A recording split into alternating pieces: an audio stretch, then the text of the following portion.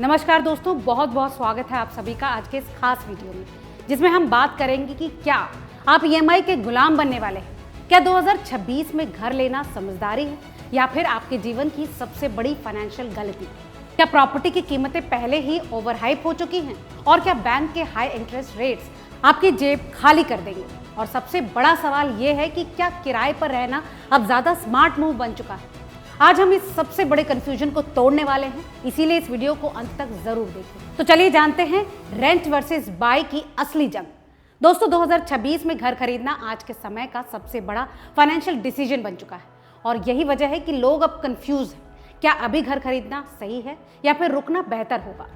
अगर हम मौजूदा डेटा देखें तो भारत के टॉप शहरों जैसे मुंबई, दिल्ली, बेंगलुरु और हैदराबाद में प्रॉपर्टी की कीमतें पिछले 3 सालों में 25 से 40% तक बढ़ चुकी है। यानी जो फ्लैट 2022 में 80 लाख रुपए का था, वही आज 1.1 करोड़ तक पहुंच चुका है। लेकिन दूसरी तरफ होम लोन इंटरेस्ट रेट अभी भी 6.5% से बढ़कर 8.5 से 9% के आसपास पहुंच चुके हैं, जिसका सीधा मतलब है कि ईएमआई का बोझ जबरदस्त बढ़ गया है। उदाहरण के लिए अगर आप 1 करोड़ का लोन लेते हैं तो 20 साल के लिए 6.5% पर आपकी ईएमआई करीब 75,000 होती थी, लेकिन 9% पर वही ईएमआई अब 90,000 के आसपास पहुंच जाती है। यानी हर महीने 15,000 ज़्यादा और पूरे लोन पीरियड में लगभग 36 लाख का एक्स्ट्रा बोझ। अब यहीं से शुरू होती है असली लड़ाई, रेंट वर्सेस बाय। क्योंकि जहां ईएमआई 90,000 है, वहीं उसी प्रॉपर्टी का किराया 30 से 40,000 के बीच। यानी आप ईएमआई के मुकाबले आधे से भी कम खर्च में उसी घर में रह सकते हैं। और यही वजह है कि 2026 में पहली बार बड़ी संख्या में मिडिल क्लास लोग किराए को ज़्यादा स्मार्ट ऑप्शन मान रहे हैं। लेकिन कहानी यहीं खत्म नहीं होती, क्योंकि घर खरीदने वालों का तर्क है कि ईएमआई इज़ एन इन्वेस्टमेंट, यानी हर महीने आप अपनी प्रॉपर्टी बना रहे हैं, जबकि किराया पूरी तरह से खर्च है। लेकिन यहाँ भी एक बड़ा ट्विस्ट है दोस्तों, अगर प्रॉपर्टी की कीमतें पहले ही ओवर वैल्यूड और आने वाले 2 से 3 सालों में ग्रोथ स्लो हो जाती है या फिर करेक्शन आ जाता है, तो आपका ये इन्वेस्टमेंट उल्टा फंस सकता है। और यही डर 2026 में सबसे ज़्यादा चर्चा में है, क्योंकि कई रिपोर्ट्स के अनुसार इन्वेंट्री लेवल बढ़ रहा है, खासकर लग्जरी और हाई एंड सेगमेंट में। मतलब बिल्डर्स के पास अनसोल्ड फ्लैट्स बढ़ रहे हैं, वहीं एंड यूजर्स यानी जो खुद के रहने के लिए घर खरीदते हैं, उनकी डिमांड थोड़ी कमज़ोर पड़ी है, क्योंकि हाई ईएमआई उन्हें पीछे खींच रही है।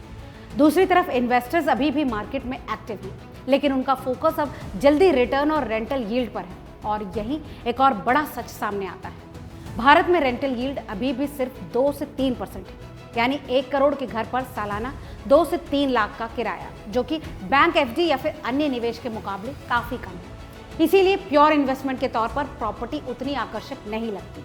और यहीं से सवाल उठता है कि कीमतें फिर इतनी क्यों बढ़ रही।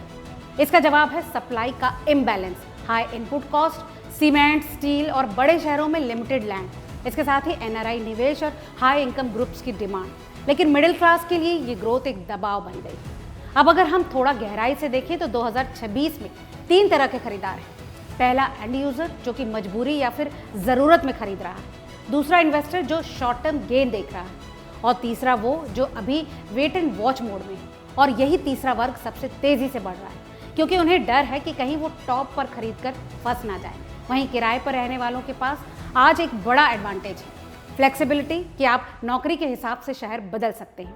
ईएमआई का प्रेशर नहीं होता और बचा हुआ पैसा आप एसआईपी या स्टॉक या फिर दूसरे एसेट्स में लगा सकते हैं, जो कि 10 से 12% तक रिटर्न दे सकता है। लेकिन दोस्तों, इसके साथ ही एक इमोशनल एंगल भी जुड़ा है, अपना घर, जो भारत में सिर्फ निवेश नहीं बल्कि स्टेटस और सिक्योरिटी का प्रतीक है। और इसीलिए कई लोग लॉजिक से ज़्यादा इमोशंस पे फैसला लेते हैं।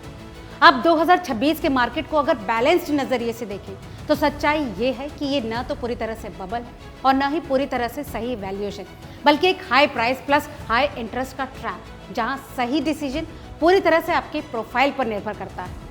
और अगर आपकी इनकम स्टेबल है, डाउन पेमेंट मजबूत है और आप लंबे समय यानी 10 से 15 साल के लिए रहना चाहते हैं, तो घर खरीदना गलत नहीं है। लेकिन अगर आप सिर्फ फोमो यानी सब खरीद रहे हैं और मैं पीछे ना छूट जाऊं, इसके चक्कर में आ रहे हैं, या फिर ईएमआई आपकी सैलरी का 40% से ज़्यादा खा रही, तो ये डिसीजन आपके लिए खतरनाक हो सकता है।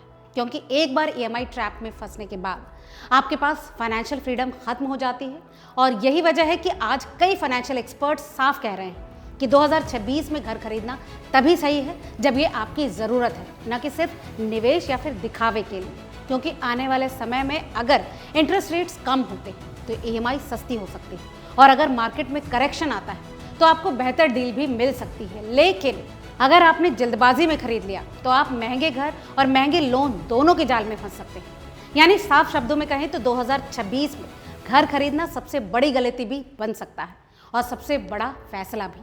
सब कुछ इस बात पर निर्भर करता है कि आप इसे कैसे और क्यों खरीद रहे हैं।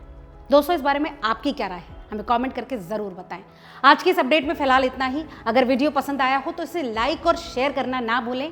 मिलते हैं अगले ऐसे ही काम के वीडियो के साथ। तब तक याद दिला दें कि ये वीडियो महज जानकारी के लिए है, निवेश की कोई सलाह कतई नहीं। किसी भी निवेश से पहले अपने फाइनेंशियल एडवाइजर की सलाह लेना ना भूलें।